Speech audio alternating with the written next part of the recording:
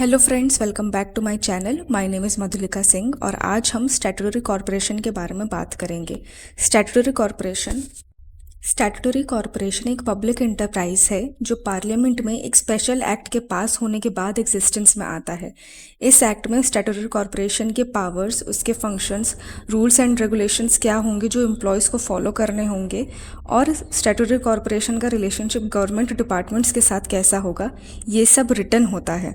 ये एक corporate body है जो फाइनेंशियली इंडिपेंडेंट है और एक स्पेसिफिक एरिया या एक particular type of commercial activity पे इसका एक क्लियर कंट्रोल होता है। स्टैट्यूटरी कॉरपोरेशन के पास गवर्नमेंट पावर्स भी होती है और साथ में प्राइवेट एंटरप्राइज की तरह कुछ हद तक ये अपनी तरह से काम भी कर पाते हैं। अब हम इसके फीचर्स, मेरिट्स, डीमेरिट्स और एग्जांपल्स देखेंगे। फीचर्स: स्टैट्यूटरी कॉरपोरेशन एक स्पेशल एक्ट की वजह से एग्जिस्टेंस में आता है, इसीलिए उस एक्ट के प्रोविजंस के तहत ही स्टैट्यूटरी कॉरपोरेशन को गवर्न किया जाता है। फिर प्रॉफिट एंड लॉस: स्टेट ही इस एंटरप्राइज को ओन करता है, इसलिए इसके सारे प्रॉफिट लॉस गवर्नमेंट के ही होते हैं। लॉस के केस में स्टेट को भी लॉस बेयर करना पड़ता है। Third is separate legal entity. ये एंटरप्राइज किसी भी कॉन्ट्रैक्ट को अपने नाम पे साइन कर सकते हैं और प्रॉपर्टी भी बाय कर सकते हैं क्योंकि एक इनकी अपनी सेपरेट लीगल एंटिटी होती है।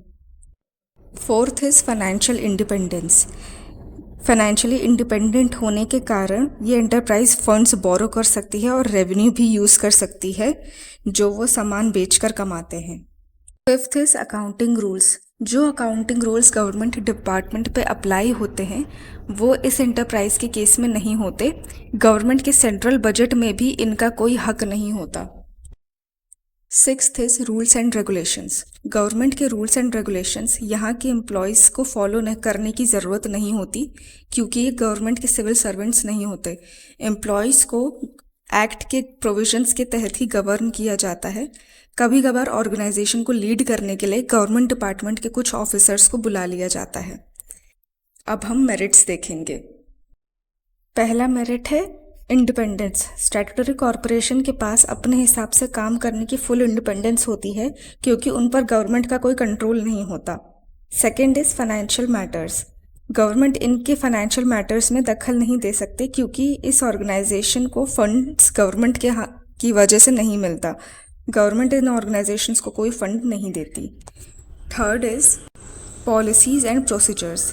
ये ऑर्गेनाइजेशन अपने पॉलिसीज़ एंड प्रोसीजर्स खुद ही बनाते हैं, बस वो पॉलिसीज़ एंड प्रोविजंस एक्ट के तहत होने चाहिए। हालांकि एक्ट में कुछ इश्यूज़ या मैटर्स ऐसे आ सकते हैं जिसके लिए उस काम से रिलेटेड मिनिस्ट्री की अप्रूवल की ज़रूरत पड़े। Fourth is economic development. Economic development के लिए स्टैट्यूटरी कॉरपोरेशन बहुत ज़रूरी है। इनके पास न केवल गवर्नमेंट की पावर होती है बल्कि प्राइवेट एंटरप्राइजेस के इनिशिएटिव में मदद भी करते हैं। अब हम इनके डीमेरिट्स देखेंगे। तो पहला है not full control. Statutory corporation के पास फ्रीडम तो होती है पर इतनी भी फ्रीडम नहीं होती कि सब कुछ अपने हिसाब से कर सके। उन्हें सारे रूल्स एंड रेगुलेशंस को फॉलो करना पड़ता है। Second is political interference. Political interference ऐसे डिसीजन में ज़रूर रहते हैं जहां ह्यूज फंड्स इन्वॉल्व होते हैं जिसकी वजह से इनके काम करने की फ्रीडम भी जो है वो लिमिटेड हो जाती है। Third is corruption. जहाँ भी पब्लिक से डील करना हो वहाँ करप्शन भी होता है। Now fourth is appointment of government advisers.